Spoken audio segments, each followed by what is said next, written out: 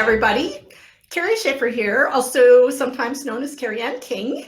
And I'm really super excited today. If you know me, you know I get excited about a lot of things, but this is the very first episode of my very first podcast of Tell Me Your Secrets. Now, I want to tell you a little bit about Tell Me Your Secrets because it's new and fun.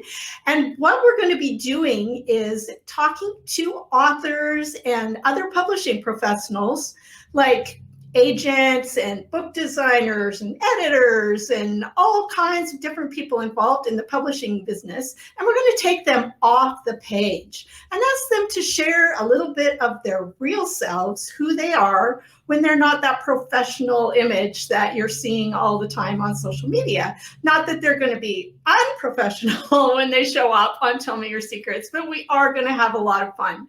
So today, to help me get started on this, I have an awesome guest. Her name is Pamela Fagan Hutchins. She is a best-selling author, USA Today bestseller. She is a cowgirl, an animal lover. I don't know. I'll have to ask her if cowgirl's the right term. She is a horse lover, an animal lover, and an author. And we have all kinds of fun things to talk about today. So that said, I am going to bring Pamela on screen with me.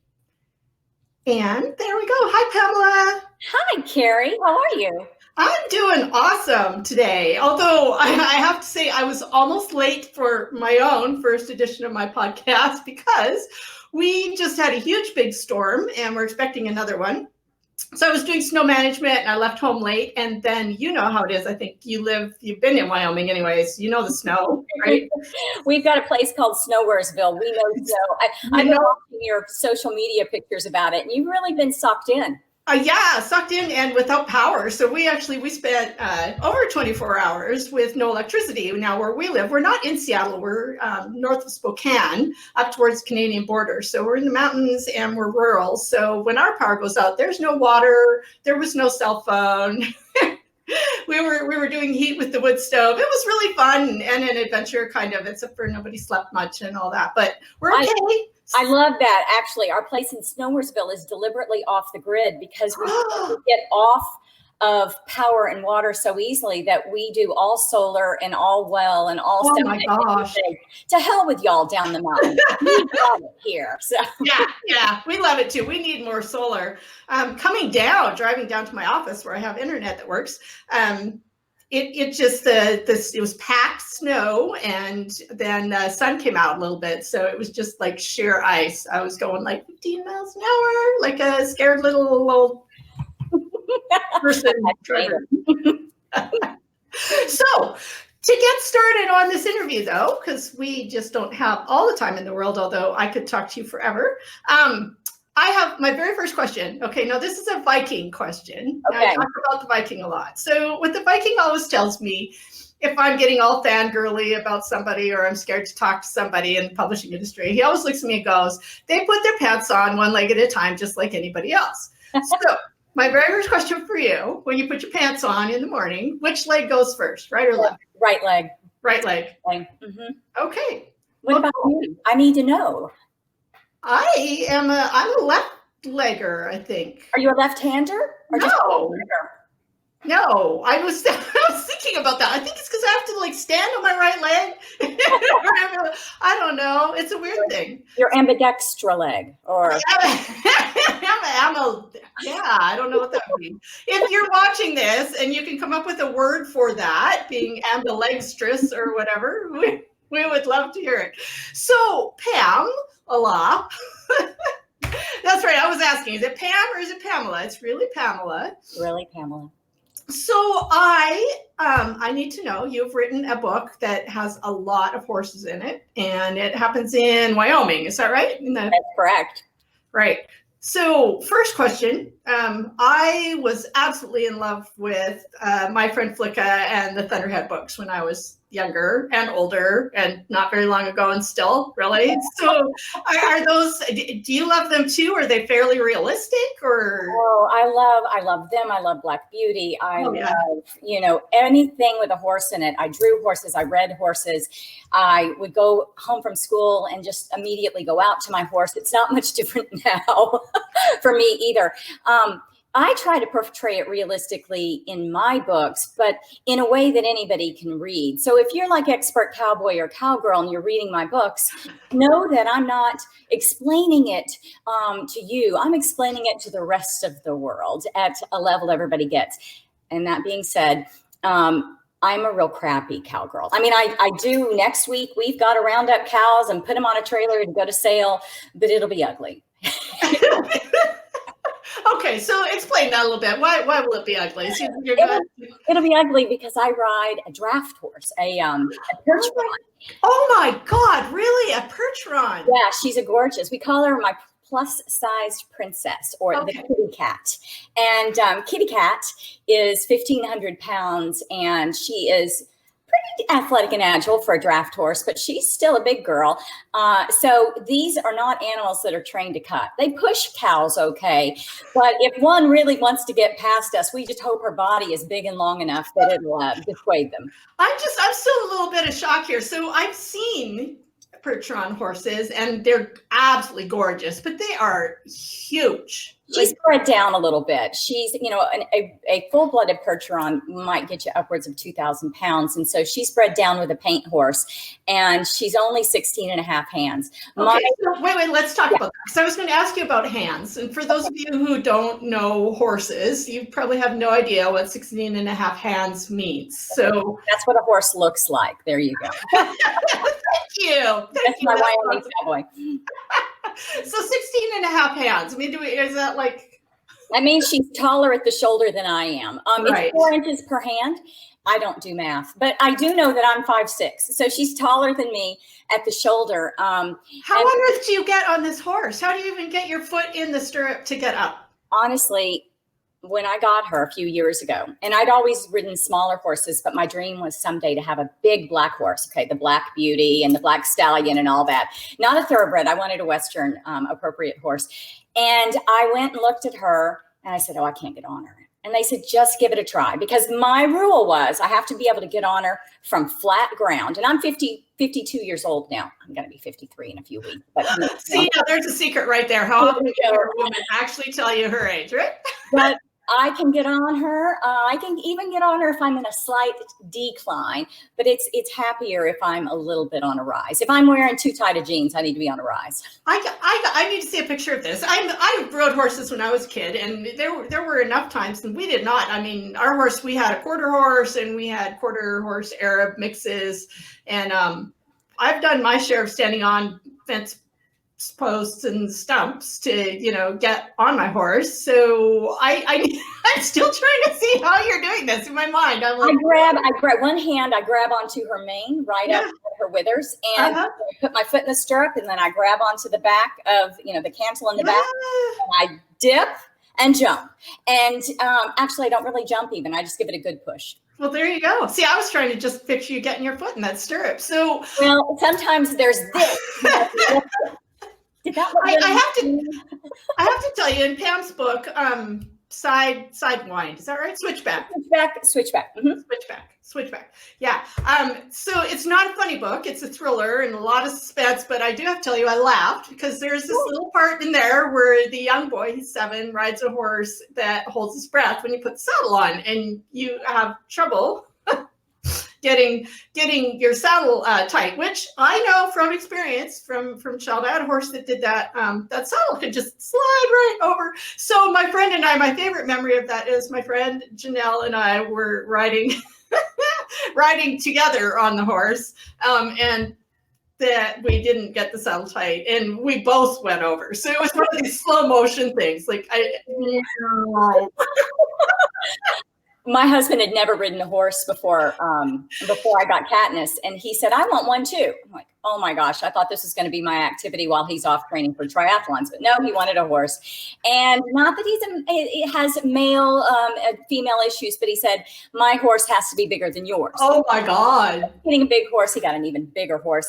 And he treats this horse like his giant teddy bear. And so he hates to tighten the cinch. And I kept telling him, honey, you're going to be so sorry. You're going to be so sorry. From that high, that's a long way to fall. Exactly. And he's like, I'm going to hurt him. Oh my God. We're not going to hurt him. So one day we're riding along, and after I've been begging him to tighten the cinch, and the horses double back or totally roll back because something loud happens in front of us, and that saddle goes right off, and my husband hits the ground, which even from sideways, when your horse is 17 hands, is a long way. He tightens the crap out of that cinch 6 times before he gets on. He's like, suck it up, Feather, suck it up. Feather? This horse Feathers is his name. He's got the big horse feathers, you know. Oh, okay, all right. We make light as a feather. It's like a 17. That is just so funny. I love it. So, you have a picture to show us of your horse. So this is Katniss. Do you want to try the other way? Let's try that other thing. Let's do the share screen thing. Yeah, let's try it. We're being all techno savvy today. Well, you know what? I hope I didn't accidentally close that sucker. If you did, that's okay. Give me half a second to be somewhat smart here. And I will just talk about something else while Pam is doing that. So I would like to know in the comments, and I'll answer you later, or maybe Pam would be kind enough to swing by and answer some later as well. If you ride horses and if what your favorite horse books are. I have this memory of reading a horse book, and this is a spoiler alert, but it's an old book, so it's probably okay. So I was reading this book. Oh gosh, I was just going to tell you what it's called. Now I can't remember. Anyway, it was about a horse. It was a race horse. 6th grade. You're supposed to be cool. You're not supposed to cry in class, all that stuff. And it was quiet reading time in class. And I'm sitting there and I'm reading this book. And towards the end, it's like, oh my God, after this whole book about this horse, 4 kids, no less, he broke his leg on the racetrack and they shot him. That's bad. I was bawling in the middle of 6th grade, just tears pouring, and it was done. It's totally Where the Red Fern Grows and Old Yeller and all these other kids' books where I guess they're trying to teach you that life is tough. I guess it was a terrible thing. Okay, so I think we have a picture here. Maybe it's a picture. Yeah, we have a cat. It looks blank here. Oh, there we go. There it is. So that's my Katniss looking all early. And if you can see on my hip there, I'm carrying my Judge Taurus. We're up in the Bighorn Mountains, and there had been a mountain lion outside our camp. And so we were headed up to trail ride. And I said, today's feeling like a be armed and ready kind of day. I don't always carry a cannon on my hip, but she's a darling. Oh my gosh. So, okay, so now I have to ask you that question. So there's a mountain lion, and you carry when you need to. So I'm gonna come back here. Yeah. Have you ever, in the course of where you live, actually had to defend yourself? And I've had to shoot to scare things away, but I have never wanted to. Nor have I shot at a predator. It's always been enough to either have my dogs with me or just fire something in the air that says, I'm here, go away. Right. Mm-hmm. Right. And it's sheerly last resort, and you're better off with your bear spray or, even with a mountain lion, they sneak up on you. And I've never been, all the way snuck up on by a mountain lion. I don't know. I'm sure they followed me before because we have them all over the place near Snowwaresville. But they tell you to carry a knife for, to get it over your shoulder if it launches on your back. But I carry one, but I'm telling you that if it launches on my back, it's over. I'm cat lunch. Oh my God. I know, right? Because I'm thinking about, you think about a nice kitty cat. If you've ever been called by your cat because it was scared or, angry. I had one that used to attack people. And then you put how many thousands of, not thousands of pounds, but how many pounds? Well, maybe 200 pounds, and it's all muscle and leaping ability and wow. I know, we both did that at the same time. I saw one outside my window where we live one morning, and it was, I woke up and it was one of those, I'm half awake, I'm walking past the slider on my way to the morning bathroom, and it's just dawn out there, and it's one of those, I walk by the window and I stop, And I go, wait, what? And I just like backtrack, look out the window. And he's just sitting there like a house cat, just looking at me. And I'm like, wow, well, you're really pretty, but you probably shouldn't be there. And then, you know, it all goes through my head. I should go get the shotgun and I should just like scare him. I should fire a shot to scare this guy away. But I go, oh, he's so gorgeous. I've never seen one so close. So I call the Viking. He's still sleeping. I'm like, hey, wake up, come here. So he comes out and we're both standing there staring at the cat and the cat's staring back at us. And then the dog comes over. We have this. The dog's like, let me at him. Oh no. Actually, he did. And we have this big ass Ridgeback who's, you know, they're bred for lion hunting and everything. Hunters. He's totally whipped by my cat, by the way. Oh, that's hilarious. It is. It's hilarious. So he sits there and we're all three of us looking at the cat out the window and it's looking back at us. And, you know, the Viking's having thoughts of we should really shoot something and scare this away, but it's so pretty. I swear that cat just mesmerized us. So we're just, you know, he finally just kind of got up and stretched and sauntered off in a cat-like way. I think they're awesome. We keep a big framed picture of two outside our dining room window in the snow in our house because it's like, you know, it's so gorgeous. It happens so infrequently. They're so majestic. I want them there. And at the same time, I'd like them to be well fed. Really well fed and not close to my house. I've like not going out ever since then. It's something that I'm not so sure. So now we're gonna switch gears a little bit. I know what order I want to do this in, but then we have a special request, so I won't do that. So let's talk about the book. Okay. And what I'm really curious about, this always amazes me, is the changes that books tend to go through from first draft to final. And I know for me, very often there's absolutely no resemblance to the first draft and the final. So I have asked Pamela if she would share with you the first, you can do first couple paragraphs, first page, whatever works for you, of her first draft of the new book, and then the final current version, which serves, you know, to also let you know what you're getting in for with this book, which is a really, really on the edge of your seat thriller with horses and a family. And anyway, so cool. Yeah. Well, and I'm going to do it for Switchback, which is the Patrick Flint book. It came out November 15th. It's kicking ass right now. I'm so excited. And it's awesome. Do you have a cover? I posted one on the page, but yeah, and by the way, for those of you guys on a podcast, I'm sorry you can't see the pictures because the pictures rock, but I'm really excited about the covers. Yeah, and if you're on a podcast, I will link you to Pamela's page if you just check in the... Here's the one that's coming out today. Snake Oil's number 2, but we're going to stick with Switchback because I want you guys to start there because it's such a fast book. Okay, so I'm going to read with the caveat being that I knew where I was going with this book because, briefly, let me tell you that these books came about on accident. I was in the middle of writing 3 other books. I was having a little bit of a problem. And I wasn't passionate yet about anything. And then my dad was diagnosed with metastatic prostate cancer, which originally was a really short prognosis.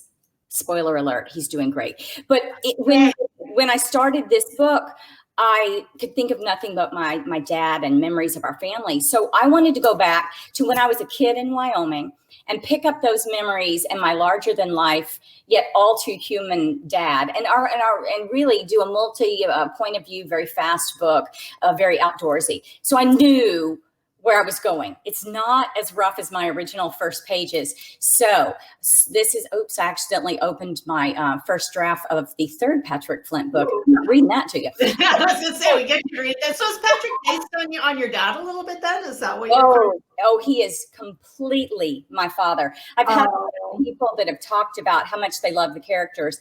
And I love that because they are my family. It's my dad, my mom, my brother, and me. And it's just taking our real personalities, the good and the bad. And I try to. You're a bratty teenager. Oh, I'm bratty, and I was. I may be being too easy on myself.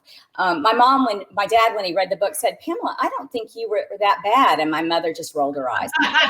You didn't know. Daddy's little girl, right? So here's the original first page of Switchback. If there's one thing he'd learned working the emergency room at the Parkland Memorial Hospital in Dallas as a med student, it's that nothing good happens after midnight. Whoops, I'm reading from the final, but it's okay. The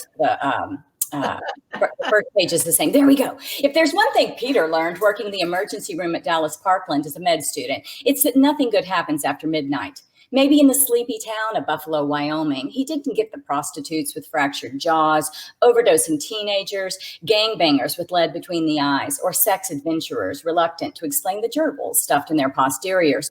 But still, when the phone rang at 2 a.m., Peter knew it would be bad. He rolled over and jostled his wife, who was unseasonably buried under layers of blankets that he'd kicked off himself in the night. Susie, I've got to go in. Be careful. Her mumble was on autopilot, the same words she always said, and he was certain she didn't break out of REM sleep. Susie, Susie. Huh? She jerked to a sit, wide-eyed, wild-haired, and suspicious in the meager moonlight streaming in the window. It's okay. I have to go into the hospital. Can you make sure everyone is finished packing if I'm late getting back? She slumped back onto her pillow. Sure. Thanks. He dressed in the near dark in the clothes he'd left out the night before, just in case. He was the doc on call. Before he left, he pressed his lips to Susie's temple. A contented, sound interrupted her soft snores. Then he walked quickly to his car. He shut the door of his Porsche 914 as quietly as he could. He was just outside his teen daughter Pamela's window. Lord save him from cranky teenagers. It would be bad enough when he roused his family at the crack of 9 to herd them into the truck and up the mountain. Last night he parked facing downhill and set his emergency brake. He released it and let the sports car gather speed until he was nearly to the bottom of the driveway. He popped the clutch and the Porsche roared to life. So that was draft 1. Okay, And I'm gonna right now. I gotta say I hate you for this moment. It's clean. It's together. It's like if only my I first know. drafts look like And that. honestly, when you asked me to do it, I pulled from I saved to email every day, and I picked the first day, and I picked the book attached to that email, and it was like 10 pages long, and that was it. But I knew where I was going. My other really shit, I've got to tell you. But this one, I knew the story I wanted to tell, and I wrote it pretty clean. So this is not a good test. But notice that I used my own name for my character. And your main character's name changed too. Right. So I originally wrote it with our real names to help me stay in character and help me remember what it was that made us lovable and hateable at that time. And so, as always, when I go into a second or final or maybe 1100th, but a final draft, I'm generally working on characterization, trying to drop in things that I was moving too fast to do before, description, if I senses, making, I've already looked to make sure that my plot's there and my dialogue's there and stuff like that. But that's what's, I think, most noticeable at this last draft. Okay. All right. Let's have a listen. Okay. And by the way, this is set in 1976 in September 18th, and the scene is set at 2 a.m. If there's one thing he'd learned working the emergency room at the Parkland Memorial Hospital in Dallas as a med student, it's that nothing good happens after midnight.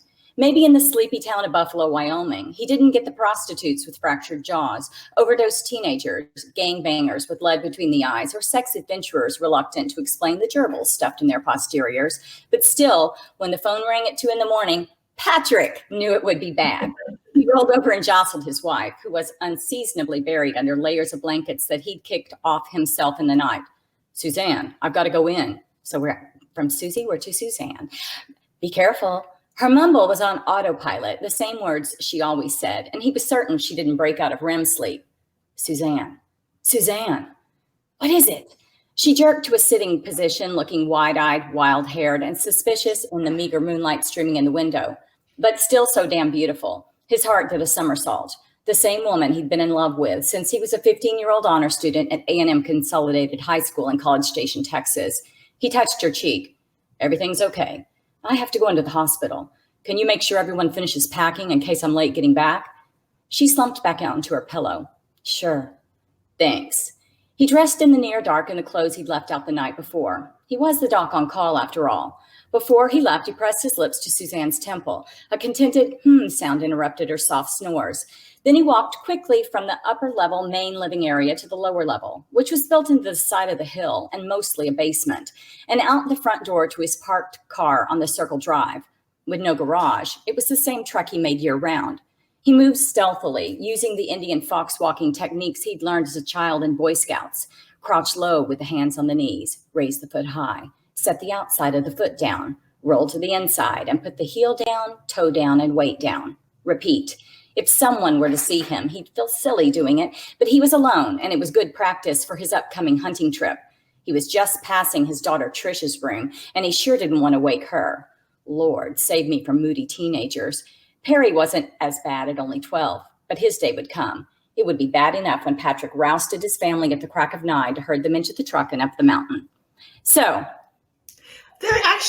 you wove in romance, there's foreshadowing, there's a whole lot more personality. There's actually quite a lot that happened there between the first draft and the final. I don't know if you're like me, but when I'm writing the first draft, you know where you're going. You know the story you want to tell, maybe a little, but your characters are going to tell more of it to you as you go along. Absolutely. And as they fill in the blanks, it's where the good stuff comes in. And you have to go back, and if you're writing a mystery, you've got to be planting clues in the first chapter. If you're writing something romantic, you've got to plant the romance. If it's a family drama, you got to write the family. And since I am really cross-genre, I go in and shovel a lot of shit into the first page, just as heavy as I can go.